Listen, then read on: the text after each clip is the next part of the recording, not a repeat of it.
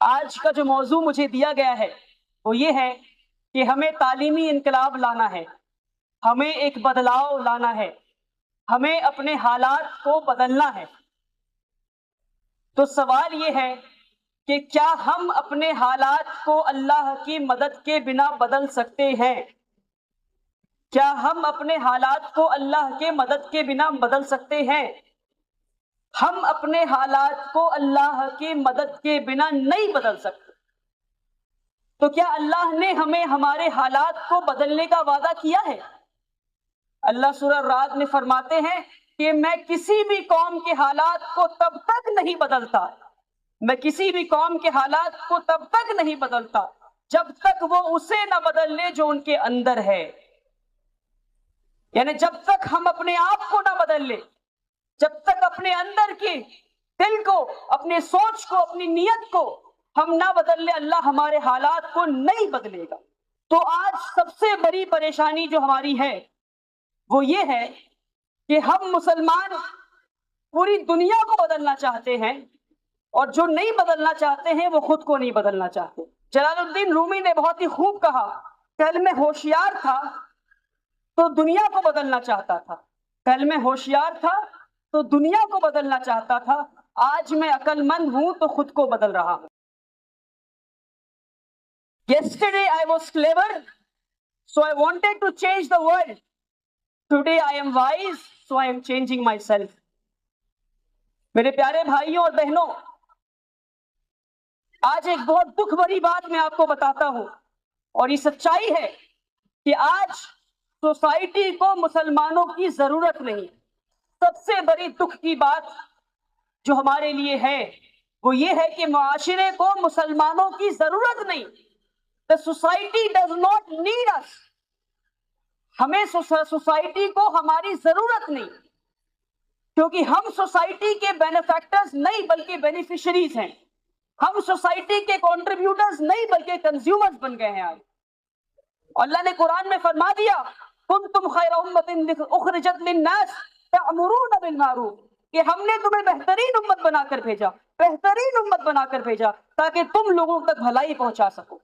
بہترین امت کیوں بنایا؟ تاکہ ہم لوگوں تک اچھائی پہنچا سکے۔ تو ہم نے اچھائی پہنچانا بند کر دیا تو بہترین امت ہم نہیں رہے۔ ہم نے اچھائی پہنچانا بند کر دیا تو ہم بہترین امت نہیں رہے۔ اللہ کے رسول کی وہ حدیث ہے، اللہ کے رسول کہتے ہیں کہ دینے والا ہاتھ دینے والے ہاتھ سے بہتر ہے، دینے والا ہاتھ لینے والے ہاتھ سے بہتر ہے۔ تو آج ہمیں اپنے آپ سے سوال پوچھنا ہے کہ کیا ہم دینے والے ہاتھ ہیں یا ہم لینے والے ہاتھ ہیں؟ کیا ہم دینے والے ہاتھ ہیں یا ہم لینے والے ہاتھ ہیں؟ چھوٹا سا اگزامپل میں آپ کو دوں گا کہ ہمارے گھر میں اگر کوئی کرسی ٹوٹ جائے، کسی کرسی کی ہمیں ضرورت نہ ہو، تو ہم کیا کریں گے؟ اس کرسی کو اٹھا کر ہم پھینک دیں گے۔ کوئی کرسی ہمارے کام نہیں آ رہا، کوئی فریج ہمارے کام نہیں آ رہا، تو ہم کیا کریں گے؟ ہمیں اسے اٹھا کر باہر پھینک دیں گے۔ معاشرے نے بھی ہمارے ساتھ ایسا ہی کیا۔ ہم معاشرے کے کام نہیں آ رہے، ہم کنٹریبیوٹرز نہیں ہیں سوسائٹی کے، ہم بینیفیکٹرز نہیں ہیں سوسائٹی کے۔ کیا ہم بیسٹ پوزیشنز پہ پہنچ کے سوسائٹی کا فائدہ پہنچا رہے؟ ہم نے کیا انوویٹ کیا؟ ہم نے معاشرے کو کیا تعاون کیا؟ کیا ہمارے پاس بیسٹ ڈاکٹرز ہیں؟ کیا ہمارے پاس بیسٹ انجینئرز ہیں؟ کیا ہمارے پاس بیسٹ سرجنز ہیں، بیسٹ سائنٹسٹس ہیں؟ کیا ہے ہمارے پاس؟ سوسائٹی کو ہم سے کیا مل رہا ہے؟ جب سوسائٹی کو ہم سے کچھ نہیں مل رہا تو سوسائٹی کو ہماری ضرورت نہیں۔ جب ہماری ضرورت نہیں تو سوسائٹی ہمیں نہ عزت دے گی، نہ محبت دے گی، نہ ہمیں اپنے ساتھ رکھے گی۔ جس دن ہم سوسائٹی کے کنٹریبیوٹرز بن گئے اور دینے والے ہاتھ بن گئے، انشاءاللہ یہی لوگ جو آج ہمیں اگنور کر رہے ہیں، یہی لوگ ہمارے پیچھے قطار میں کھڑے ہو کر انشاءاللہ ہمارے ساتھ لبیک کے نعرے لگائیں گے انشاءاللہ۔ مگر تالیاں بجانے سے کام نہیں ہوگا میرے بھائی۔ تو یہ تو میں نے پرابلمز بتایا کہ دو پرابلمز کہ سوسائٹی ہیز نیگلیکٹڈ اس، دوسرا ہم اپنے آپ کو بدلنا نہیں چاہ رہے۔ پرابلمز کیوں ہیں؟ جو سب سے بڑا گناہ ہم نے کیا میرے بھائیوں، سب سے بڑا گناہ میں کہتا ہوں وہ یہ کہ ہم نے تعلیم کو بانٹ دیا۔ ہم نے تعلیم کو بانٹ دیا۔ تعلیم کو بانٹ دیا، اس سے کیا مراد؟ تعلیم کو بانٹ دیا اس کا مطلب یہ کہ ہم نے کہا کہ یہ دنیاوی تعلیم، یہ دینی تعلیم، یہ عصری علوم، یہ دینی علوم، یہ سب سے بڑا گناہ ہم نے کیا کہ ہم نے تعلیم کو بانٹ دیا۔ تعلیم ایک یونٹ ہے، دین اور دنیا الگ نہیں ہے، یہ ایک یونٹ ہے۔ علم از اے یونٹ، اور اس بات کو لکھ لینا چاہیے ہمیں کہ علم از اے یونٹ۔ اور ایک چھوٹا سا ایگزامپل میں آپ کو دیتا ہوں کہ کسی کے والد کے انتقال کے بعد جب وراثت کا ہم تقسیم کریں گے بیویوں میں اور بچوں میں، تو وراثت کی تقسیم اگر ہم شرعی طریقے سے کرتے ہیں تو کیا یہ دین ہے؟ اگر ہم وراثت کی تقسیم اللہ کے رسول صلی اللہ علیہ وسلم کے بتائے ہوئے طریقوں پہ کرتے ہیں تو کیا یہ دین ہے؟ ہمارا کیا جواب ہوگا کہ ہاں یہ دین ہے۔ پر جس میتھمیٹکس کیلکولیشن کا استعمال کر کے اس دین کا ہم عمل کریں گے، کیا وہ میتھمیٹکس کیلکولیشن دین کا حصہ نہیں میرے بھائی؟ کیا وہ میتھس دین کا حصہ نہیں؟ آپ ہسٹری اٹھا کے دیکھ لیں، جہاں تک ہسٹری ہم ٹریس کر سکتے ہیں، جہاں تک بھی دنیا میں جتنی بھی جنگیں لڑی گئی، جنگ کے بعد جو ہار گیا اس کے بعد صرف دو آپشن، یا تو سر قلم کرواؤ یا تو فائن بھرو، یا تو مال دے کے جاؤ یا سر قلم کروا لو۔ مگر ایک لوتا واحد انسان رسول اللہ صلی اللہ علیہ وسلم نے تیسرا آپشن بتایا کہ تمہیں نہ تو فدیہ دینا ہے، نہ تو سر قلم کروانا ہے، تم ہمارے بچوں کو بس پڑھا دو، یہی ہمارے لیے کافی۔ اللہ اکبر۔ اور یہ جنگی قیدی جو آئے تھے، یہ کیا قرآن اور حدیث پڑھانے آئے تھے؟ یہ کیا پڑھاتے؟ یہ کون سی علوم پڑھانے آئے تھے؟ ہمیں سمجھنا ہے میرے بھائیوں۔ یہ آج مدرسے سے فارغ ہونے کے بعد ایک عالم دین، اور میں دکھ کے ساتھ کہتا ہوں اور زور سے کہتا ہوں یہ بات، چاہے کسی کو برا لگے یا نہ لگے، علامہ اقبال کہتے ہیں میری نوا میں نہیں ادائے محبوبی، میری نوا میں نہیں ادائے محبوبی کے بانگ سور اسرافیل دل نواز نہیں۔ آج اکثریت مدرسے سے، اکثر عالم دین فراغت کے بعد جب دنیا کی دہلیز پہ قدم رکھتے ہیں، جو پہلا سوال اپنے آپ سے پوچھتے ہیں وہ یہ ہے کہ اب میرا کیا؟ اور 12ویں پاس ہونے کے بعد جب ایک بچہ اسکول سے نکل کے دنیا کی دہلیز پہ قدم رکھتا ہے تو اسے وضو اور غسل کے فرائض نہیں پتا ہوتے، تو اس کے لیے کون ذمہ دار ہے میرے بھائیوں، میری بہنوں؟ کون ذمہ دار ہے اس کے لیے؟ کیوں نہیں ہم نے ایسے مدارس بنائے جو ہمارے بچے جا کے پڑھ سکتے ہیں؟ کیوں نہیں ایسے اسکولز بنائے؟ ہم نے علم کو بانٹا تو ہمارا آج یہ حال ہے۔ جب ہم نے علم کو نہیں بانٹا تھا تو الزہروی نے کتاب التصریف جیسی کتاب لکھی جس میں 200 سے زیادہ سرجیکل ٹولز کے بارے میں منشن ہے۔ جو ہم نے علم کو نہیں بانٹا تو دنیا کی پہلی ڈگری کالج بنائی گئی، وہ مسلمان نے بنائی۔ فاطمہ الفہری نے القرویین یونیورسٹی بنائی۔ جب ہم نے علم کو نہیں بانٹا تو ہم نے الگوریتم کا ایجاد کیا، ہم نے الجبرا کا ایجاد کیا، ہم نے ہوائی جہاز کا ایجاد کیا۔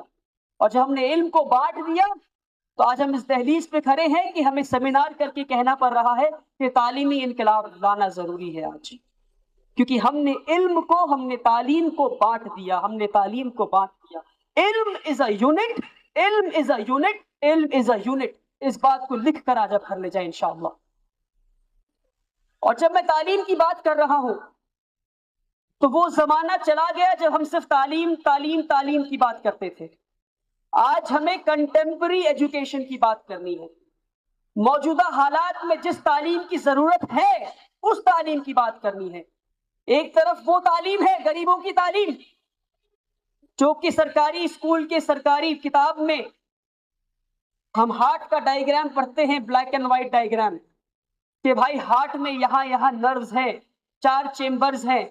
پڑھنے کے بعد بچہ 90% مارکس بھی لے آتا ہے، اور کبھی اس کے سامنے اصلی ہارٹ اس کے ہاتھ میں دے دے تو وہ سوال پوچھے گا یہ کون سا چیز ہے۔ دوسری طرف دھیرو بھائی Ambani school, Singapore international school اور اس ملک کے بڑے بڑے انٹرنیشنل اسکولز میں ہارٹ کے وہ ڈائیگرامز آپ کے ہاتھ میں دے دیے جائیں گے جو آپ ہارٹ کے پرزوں کو الگ کر سکتے ہیں، واپس لگا سکتے ہیں، ہارٹ کے وزن کو محسوس کر سکتے ہیں، ہارٹ محسوس کیسا ہوتا ہے ہاتھ میں پکڑنے کے بعد وہ محسوس کر سکتے ہیں۔ تو آج جو ہمیں مل رہی ہے وہ غریبوں کی تعلیم ہے، پیسے ہونے کے باوجود بھی غریبوں کی تعلیم ہے۔ تو ہمیں صرف تعلیم کی بات نہیں کرنی میرے بھائیوں، ہمیں کنٹمپرری ایجوکیشن کی بات کرنی انشاءاللہ۔ اور جب ہم اکیڈمکس کی بات کریں تو صرف اکیڈمکس نہیں، ہمیں اکیڈمک ایکسلنس کی بات کرنی ہے۔ सिर्फ पढ़ लेना काफी नहीं है। हम उन कौमों में से नहीं है कि सिर्फ पढ़ लें, सिर्फ कुछ बन जाए, डिग्री हासिल कर लें। नहीं नहीं, हम उन कौमों में से नहीं है। हम इतने पीछे हैं कि हमें सिर्फ और सिर्फ हमारा टारगेट एक्सीलेंस एक्सीलेंस एक्सीलेंस होना चाहिए। आज क्योंकि हम एक्सीलेंस पे फोकस नहीं है हमारा, तो अपने हक को हम ले नहीं पा रहे हैं। वो कैसे? आज गरीब से गरीब इंसान जो कि एक पेन खरीदे वो भी टैक्स भरता है, और जो कि पोर्श गाड़ी खरीदे, पोर्शे गाड़ी जो 3 करोड़ रुपए में आती है, उसकी शुरुआती दाम जो है 3 करोड़ रुपए है, वो भी टैक्स भरता है। एक गरीब मुसलमान जो पेन खरीदे वो भी टैक्स भरता है, और एक अमीर मुसलमान जो पोर्श खरीदता है वो भी टैक्स भरता है। तो हमारे दिए हुए टैक्स के पैसे कहां जा रहे हैं? क्या हम सिर्फ स्ट्रीट लाइट और सड़क पे चलकर खुश हैं? सिर्फ इन चीजों से खुश हैं कि घर पे पानी आ रहा है, घर पे बिजली आ रही है और सड़क पे हम चल पा रहे हैं? हमारे दिए हुए पैसे को हम सरकार को, जो हम टैक्स के शक्ल में पैसे दिए हैं, उन पैसों को हम सरकार से वापस नहीं ले पा रहे हैं। एक सरकारी मेडिकल कॉलेज में एक बच्चे पे कम से कम ऑन एन एवरेज किसी स्टेट में 75 लाख रुपए खर्च होते हैं, किसी में 1 करोड़, किसी में 50 लाख रुपए। तो हम एवरेज 50 लाख रुपए पकड़ते हैं। मैंने पिछले साल मैंने एक डेटा तैयार किया था कि सिर्फ 5 इदारे मुसलमानों के ऐसे थे जिन्होंने 500 बच्चों को सरकारी मेडिकल कॉलेज में भेजा। तो अगर 500 बच्चों को सरकारी मेडिकल कॉलेज में भेजा तो हमने अपने दिए हुए टैक्स के कितने पैसे को वापस ले लिया? बताइए। 250 करोड़ रुपए को हमने सरकार से वापस ले लिया, क्योंकि हमने अपने ही फायदे के लिए वो पैसे दिए हैं। हमने अपने फायदे के लिए पैसे दिए, मगर परेशानी ये है कि आज आईआईटी में 14% मुसलमान की आबादी, आईआईटी में 2% भी नहीं है, और एक आईआईटी के बच्चे पे सरकार कम से कम 1 करोड़ रुपए खर्च करती है। 1 करोड़ रुपए। तो अगर 500 मुसलमान भी ना जा सके तो हम 500 करोड़ अपने वापस नहीं ले सकते, और ये हमारे पैसे हैं जो हमने दिए हैं। हमारे दिए हुए पैसे को अगर हम वापस अपने फायदे के लिए ना ले सकें ताकि फिर हम देश का फायदा कर सकें। अगर हमें फायदा होगा और हम इंजीनियर बनेंगे और हम डॉक्टर बनेंगे तो हम किसके लिए काम करेंगे? इस मुल्क के लिए काम करेंगे। तो हमें यह समझना है कि एक बड़ा तबका, कि हम जितना टैक्स भरते हैं, अपने दिए हुए पैसे को अपने लिए हम इस्तेमाल नहीं कर पा रहे हैं, अपने लिए वापस नहीं ला पा रहे हैं। और अगर वापस लाना है तो जरिया सिर्फ एक है, वो है एकेडमिक एक्सीलेंस। एकेडमिक एक्सीलेंस, हमें इस मुल्क के टॉप यूनिवर्सिटीज में पहुंचना है इंशाअल्लाह। ये हमारा टारगेट होना चाहिए इंशाअल्लाह।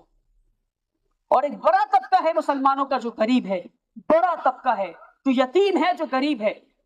और फैज भाई हमारे बैठे हैं, आलिम दीन बहुत से बैठे हैं, कुरान और हदीस भरे भरे हैं, हदीस जिसमें अल्लाह ने यतीम और मिस्कीन की हुकूक बताए हैं। अल्लाह ने, क्योंकि हमने यतीमों और मिस्कीनों के हुकूक को हम भूल गए, अल्लाह ने हमसे हमारे हुकूक छीन लिए, अल्लाह ने हमसे हमारे हक छीन लिए, क्योंकि हम यतीमों को भूल गए, क्योंकि हम गरीबों को भूल गए।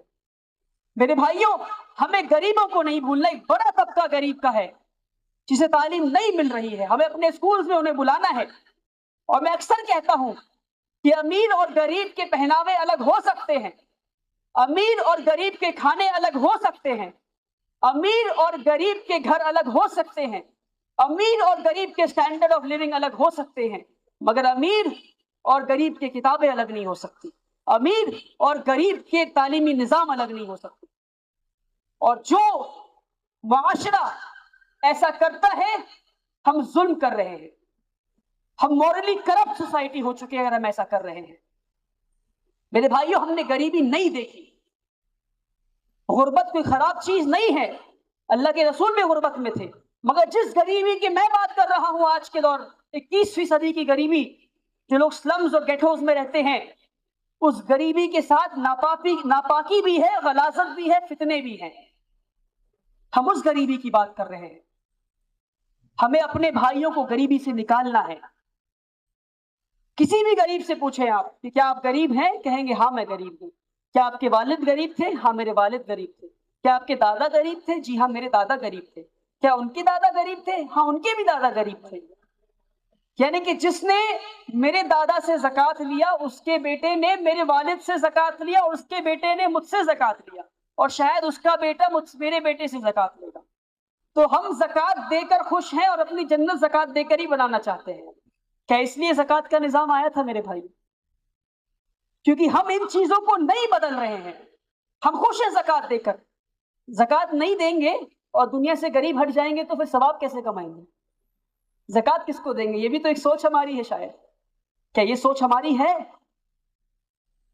اس سوچ کو بدلنا ہے. اگر یہ ہماری سوچ ہے ہمیں زکوٰۃ ایسا دینا ہے کہ ایک بار میں انسان غریبی سے باہر نکل جائے انشاءاللہ. جو پیڑھی در پیڑھی غریبی میں ہے وہ غریبی سے باہر نکل جائے. اور بڑا طبقہ مسلمانوں کا ایسا ہے جو غریبی میں ہے, جو تعلیم سے محروم ہے. اور واحد ایک دوا ہے غریبی کی, وہ ہے تعلیم, تعلیم اور تعلیم. موجودہ حالات میں جس تعلیم کی ضرورت ہے انشاءاللہ ہمیں اس تعلیم کو دینا ہے انشاءاللہ. آج ضرورت ہے مسلمانوں کو محنت کرنے. اور کیسی محنت؟ صحابیوں والی محنت, اللہ کے رسول والی محنت.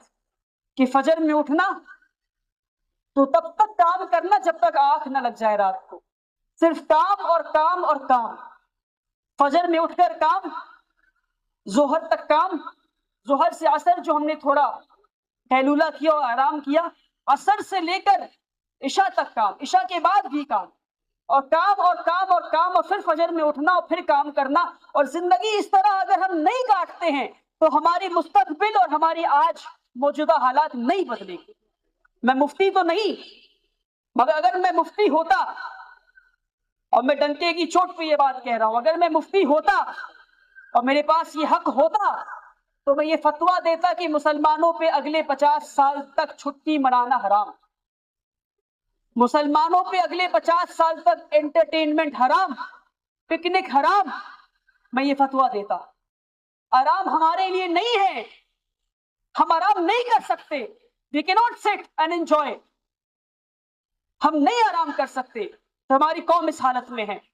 We cannot afford to look for entertainments, go to malls, be a spendthrift. ہم نہیں کر سکتے. یہ ہمارے لیے نہیں ہے. شاید 50 سال کی بات کر سکتے ہیں جب ہمارے حالات بدل جائیں گے انشاءاللہ, مگر آج ہم یہ نہیں کر سکتے. ہم یہ نہیں کر سکتے میرے بھائی.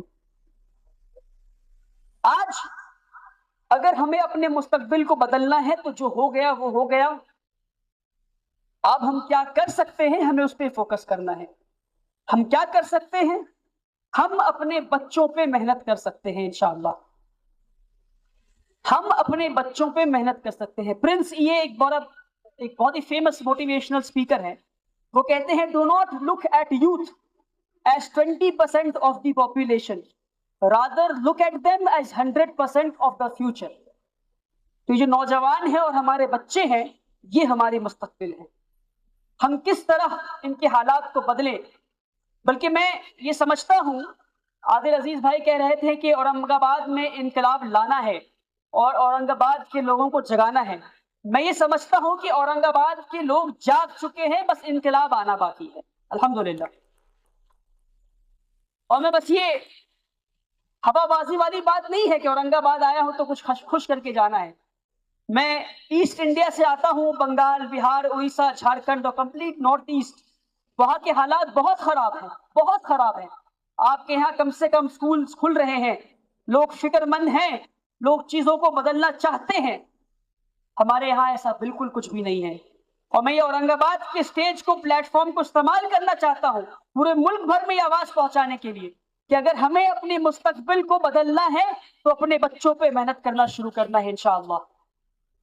ہمیں سکولز کھولنے ہیں, ہمیں کالجز کھولنے ہیں انشاءاللہ. اور بچوں پہ محنت کیسی؟ بچوں پہ محنت ایسی کہ بچوں کو سب سے پہلے کچھ دینا ہے تو وہ ہے تربیت, وہ ہے تربیت. اور میں اکثر کہتا ہوں اپنے اسپیچز میں یہ کہ that in the ocean of education academics is just a drop, the rest is تربیت. کہ تعلیم کے سمندر میں پڑھائی لکھائی اور کاپی قلم اور کاغذ صرف ایک بوند ہے, بچا ہوا جو پانی ہے وہ تربیت ہے. تو ہمیں اپنے بچوں کی تربیت کرنی ہے. تربیت کیا ہوتا ہے؟ تربیت یہ ہے کہ کیا ہمارے بچے جب چلتے ہیں تو صحابیوں والی چال چلتے ہیں، جب بولتے ہیں تو نبی والی مٹھاس سے بولتے ہیں، کیا وضو کرتے ہیں تو صحابیوں والی جھلک آتی ہے، کیا کھانا کھاتے ہیں، کیا بیٹھتے کس طرح ہیں، بات کس طرح کرتے ہیں، ان کے آداب کیسے ہیں، ان کے اخلاق کیسے ہیں، ان کے لین دین کیسے ہیں، ان ساری چیزوں پہ ہمیں محنت کرنا ہے، اور بہت محنت ہے میرے بھائیوں، بہت محنت ہے۔ اور آج ضروری ہے کہ ہم اپنے بچوں کو عزت دیں، ہم اپنے بچوں کو عزت دیں۔ اور مسلمانوں نے اپنے بچوں کو ایک بار کے لیے محبت تو دیا ہے، مگر یہ لکھ کر لے جائیں اور یہ سمجھ لیں اور آپ انکار نہیں کر سکتے، اور یہ میں کہہ رہا ہوں کہ آپ یہ انکار نہیں کر سکتے کہ ہم نے اپنے بچوں کو عزت نہیں دی، ہم نے اپنے بچوں کو بات بات پر شیطان بولا، ہم نے ان کو پھٹکارا، ہم نے ان کو بدماش بولا، ہم نے ان کو تھپڑ لگایا۔ کوئی مہمان گھر پہ آ جائے، پھر دیکھیں والد بچے کو بلاتے ہیں، کوئی ایک ایگزامپل بتائیں نام کا، عادل بھائی کا نام لیتا ہوں، عادل بھائی دورے دورے آ گئے، چھوٹے سے 7 سال کے بچے، عادل سلام کرو مہمان کو سلام کیا، السلام علیکم۔ مہمان کا پہلا سوال بچے سے، پہلا سوال کس کلاس میں پڑھتے ہیں، فیوریٹ سبجیکٹ کون سا ہے، بچہ تو وہی ڈر گیا۔ اور اگر بچہ جواب نہیں دے پایا تو مہمان کے جانے کے بعد کیا ہوتا ہے ہم سب کو پتا ہے کہ نہیں پتا ہے؟ تو ہم نے کلاس رومز میں بچوں کو عزت نہیں دی، ہم نے گھر میں بچوں کو عزت نہیں دی، ہم نے سوسائٹی میں بچے کو عزت نہیں دی، ہم نے زندگی بھر بچے کو عزت نہیں دی، اور ہم چاہتے ہیں کہ جب ہمارا بچہ بڑا ہو جائے تو دنیا اسے عزت دے۔ تو جب ہم نے اپنے بچوں کو عزت نہیں دی تو دنیا ہمارے بچوں کو عزت کیسے دے سکتی ہے؟ ہمیں اللہ کے رسول سے سیکھنا ہے، صلی اللہ علیہ وسلم سے سیکھنا ہے کہ انہوں نے بچوں سے کیسی محبت کی، اور یہ تعلیم سے جڑا ہوا موضوع، آپ سمجھیں اس بات کو کہ انہوں نے بچوں کو کیسی عزت دی اور کیسی محبت دی۔ ایک 6 سال کا بچہ تھا ابو عمیر کی جو چڑیا تھی وہ مر گئی، تو ابو عمیر کے بھائی اللہ کے رسول کے پاس آئے اور کہ ابو عمیر صبح سے رو رہے ہیں، تو اللہ کے رسول صلی اللہ علیہ وسلم، the busiest man to have ever walked down on this planet, on this land, the most responsible man, the man with the greatest responsibility. ہم اور آپ ایک اسکول کے پرنسپل بن جائے، کوئی آ کے بتاتا ہے کہ چڑیا مر گئی اس بچے کی، تو کیا کریں گے ہم؟ اچھا چڑیا مر گئی، ارے اسے اسکول بھیجو۔ اللہ کے رسول نے کیا کیا؟ اس کے پاس دوڑے ہوئے گئے اور کہے اے عمیر کیا ہو گیا تمہارے چڑیا کو، اے عمیر تمہارے نغیر کو کیا ہو گیا؟ تو عمیر نے بتایا ایسا ایسا ایسا ہو گیا۔ اللہ اکبر! یہ ہمارے رسول اللہ تھے، اتنے بزی ہونے کے بعد، اتنی ذمہ داریاں ہونے کے بعد ایک 6 سال کے بچے سے ملنے گئے وہ۔ یہ ہمارے لیے سیکھ ہے کہ ہمیں اپنے بچوں سے کیسی محبت کرنی ہے، ہمارے بچوں کو کیسا وقت دینا ہے، اور ہمارے بچوں کو کیسی عزت دینی ہے۔ ایک بار اللہ کے رسول اپنے نواسوں کو اپنے پیٹھ پر بیٹھا کر اونٹ کی طرح چل رہے تھے، بغل سے ایک صحابی گزر رہے تھے، صحابی نے کہا واہ کیا سواری ہے، کیا کہا؟ واہ کیا سواری ہے۔ تو اللہ کے رسول صلی اللہ علیہ وسلم جواب میں کہتے تم سواری کو دیکھتے ہو، سوار کو نہیں دیکھتے، سوار کو بھی تو دیکھو۔ تو کیا ہم نے اپنے بچوں کو سوار والی عزت دی؟ کیا ہم نے اپنے بچوں کو سوار والی عزت دی؟ کیا ہم نے بتایا کہ وہ کتنے عزیز ہیں؟ کیا ہم نے بتایا ان کو کہ وہ ہمارے مستقبل ہیں؟ کیا ہم نے ان کے چہرے کو پکڑ کے ان کے ماتھے کو چوما، ان کے پیشانی کو چوما اور ان سے محبت کا اظہار کیا ہم نے؟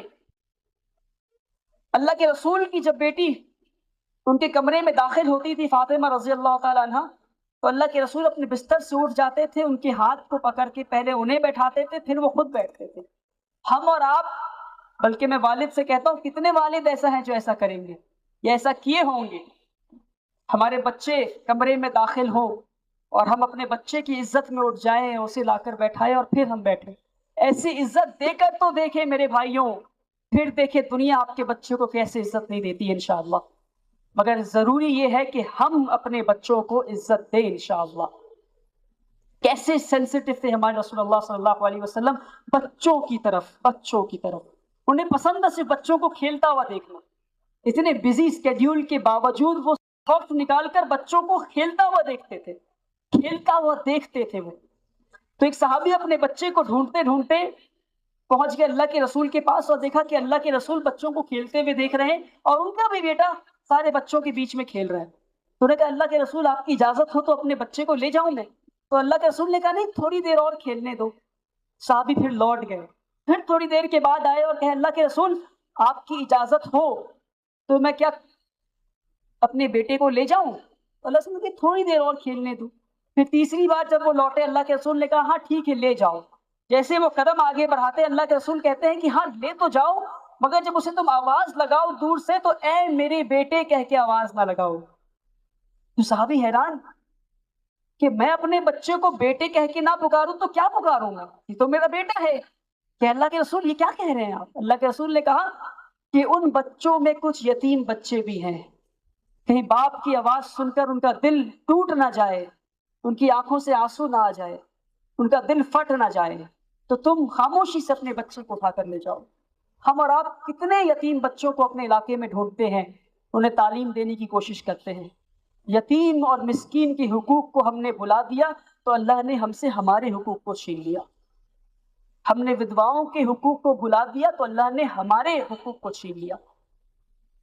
ہمیں سمجھنا ہے ان کے حقوق کو، اور انشاءاللہ ہمیں ان چیزوں پہ عمل کرنا ہے۔ انشاءاللہ ہم اپنے بچوں کو عزت دیں گے، اپنے بچوں کو محبت دیں گے تو انشاءاللہ ان کی مستقبل بدلے گی اور دنیا ان کو عزت دے گی انشاءاللہ۔ جس بچے کو زندگی بھر صرف اور صرف عزت ملی ہے، صرف اور صرف عزت ملی ہے، وہ بچہ جب دنیا کی دہلیز پہ قدم رکھتا ہے تھوڑی سی بھی بے عزتی وہ برداشت نہیں کر سکتا۔ جب تھوڑی سی بھی بے عزتی اس کی ہوتی ہے نا تو خود سے پوچھتا ہے کہ اللہ میں نے ایسا کیا کر دیا؟ میرے والد نے تو مجھے عزت دیا، میرے ٹیچرز نے مجھے عزت دیا، میرے بڑوں نے مجھے عزت دیا، اور جس بچے کو کبھی عزت ہی نہیں ملی اور اس سے ہم امید رکھتے ہیں کہ وہ عزت پانے والے کام کرے گا، نہیں کر سکتا وہ، کیونکہ ہم نے عزت دیا ہی نہیں۔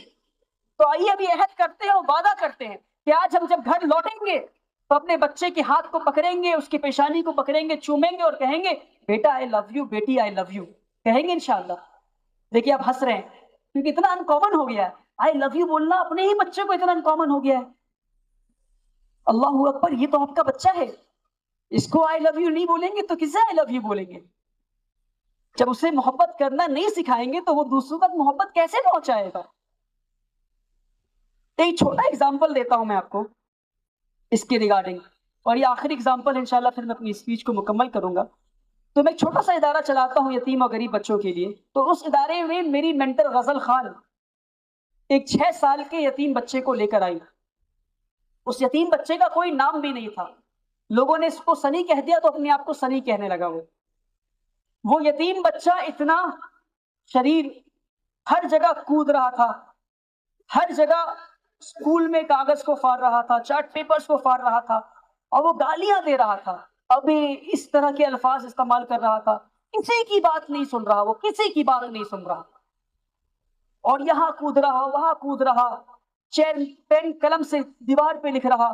ہم سب حیران کہ اس بچے کو ایڈمیشن کیسے لے آئیں، یہ تو گالیاں دے رہا ہے، 6 سال کا بچہ گالی دے رہا ہے، 6 سال کا بچہ کسی کی بات نہیں سن رہا۔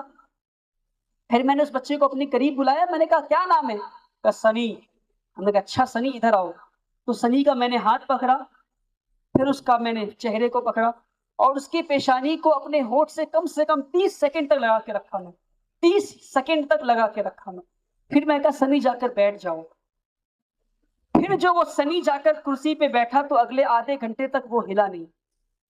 تو جو میری مینٹر تھی جس نے زندگی بھر 18 سال میری مینٹرنگ کی اور میری لائف کوچ اور میری کاؤنسلر رہی، وہ مجھے اس طرح حیرانی سے دیکھ رہی، ولی what just happened؟ میں نے کہا this child has for the first time witnessed and felt the human warmth۔ اس بچے کو 6 سال میں کسی نے انسان کی گرماہٹ کبھی محسوس نہیں، انسانی محبت کیا ہوتا ہے اسے پتہ نہیں تھا۔ تو یہ ہمارے حالات ہیں، ایسے نہ جانے کتنے یتیم بچے ہمارے معاشرے میں ہیں، اور ہمارے اپنے بچے بھی ایسے ہیں جو محبت کے لیے یہاں وہاں جا رہے ہیں، فون دیکھ رہے ہیں، اپنا وقت برباد کر رہے ہیں۔ تعلیم کا حصہ ہے تربیت، اور اگر ہم نے بچوں کو محبت دے کر، عزت دے کر تربیت نہیں دی تو ان کے حالات نہیں بدلیں گے میرے بھائیوں۔ میں جب اورنگ آباد آیا تو سب سے پہلے IRC جانا ہوا، میرا وزٹ کرنا ہوا، اور یہ میں سمجھتا ہوں میری ذمہ داری ہے کہ میں یہ بتاؤں کہ دلی خوشی ہوئی IRC کے کام کو دیکھ کر، اور ہم سب جو نہیں جانتے تھے کہ IRC چیریٹی کے فیلڈ میں کتنا بڑا کام انجام دے رہا ہے، اس سے وابستگی ہوئی میری ماشاءاللہ۔ اللہ تعالیٰ فیض بھائی کو اس کا اجر دے اور ان کی محنتوں کو قبول کرے۔ پھر میرا جانا پرلز اکیڈمی میں ہوا، ماشاءاللہ بہت خوش ہوا میں کہ انٹرنیشنل سٹینڈرڈ کے اسکول کو بنانے کی کوشش میں لگے ہیں وہ لوگ، کیونکہ میں خود ایک انٹرنیشنل اسکول سے پڑھا ہوں جہاں پہ انٹرنیشنل فرانس سے، اٹلی سے، جرمنی سے، ساؤتھ کوریا سے بچے تھے، تو میں وہ معیار دیکھ کر آیا ہوں، اور میں سمجھتا ہوں کہ ہمارے مسلمانوں کے ایسے اسکول کیوں نہیں۔ پہلی بار اس معیار کا میں نے کوئی اسکول اورنگ آباد میں دیکھا، تو اللہ تعالیٰ اس اسکول کے مینجمنٹ اور اسکول کے فاؤنڈر کی محنتوں کو قبول کرے۔ پھر میرا جانا روٹس اینڈ ونگز سفر سر کے اسکول میں ہوا، کیونکہ بہت ہی ایک ہمبل اسکول ہے، مگر اس اسکول میں جاتے ہی مجھے یہ احساس ہو گیا کہ اس اسکول کے بچوں کو محبت اور عزت دی گئی ہے۔ اس اسکول کے بچوں کے چہرے پہ جو مسکراہٹ تھی، ماشاءاللہ میں وہ بیان نہیں کر سکتا۔ وہ دیکھ کر میں سمجھ گیا کہ ان بچوں کو کتنی محبت اور کتنی عزت دی گئی ہے، اور کتنے کانفیڈنٹ تھے وہ بچے۔ ایک بچہ کانفیڈنٹ تبھی ہو سکتا ہے جب اس کو محبت اور عزت ملی ہے، جب اس کو عزت ملی ہے، عزت ملی ہے۔ اور آج پینل ڈسکشن میں ایک سوال بھی ہوا تھا، اپنے بچوں کو بے خوف کیسے بنائیں ہم؟ بے خوف عزت دے کر بنائیں ہم۔ جب گھر میں عزت دیں گے تو گھر میں وہ بے خوف ہوں گے، اپنے بچوں کو بتائیں، اور یہ پالیسی بنا لیں، اصول بنا لیں۔ اور آج کے لیے جاننا بہت ضروری ہے کہ مسلمانوں کا ایک اصول، یہ اس ٹاپک سے ہٹ کر بات ہے مگر یہ جاننا ضروری ہے کہ جس دل میں اللہ کا خوف ہے اس دل میں کسی اور چیز کا خوف نہیں ہو سکتا، یا تو اللہ کا خوف یا تو کسی اور چیز کا خوف۔ ہمیں اپنے بچوں کی تربیت اس طرح کرنی ہے کہ یا تو آپ اللہ سے ڈرتے ہیں یا تو کسی اور سے ڈرتے ہیں۔ جس دل میں اللہ کا خوف ہے اس دل میں کسی اور چیز کا خوف نہیں ہو سکتا انشاءاللہ۔ اللہ تعالی ہمیں اور آپ کو کہنے اور سننے سے زیادہ عمل کرنے کی توفیق دے۔ اگر میری بات میں، میری بیان میں کوئی گستاخی ہوئی تو امید کرتے ہیں آپ معاف کریں گے۔ پھر آئیں گے اورنگ آباد انشاءاللہ۔ آپ سے دعا کی گزارش۔ السلام علیکم ورحمۃ اللہ وبرکاتہ۔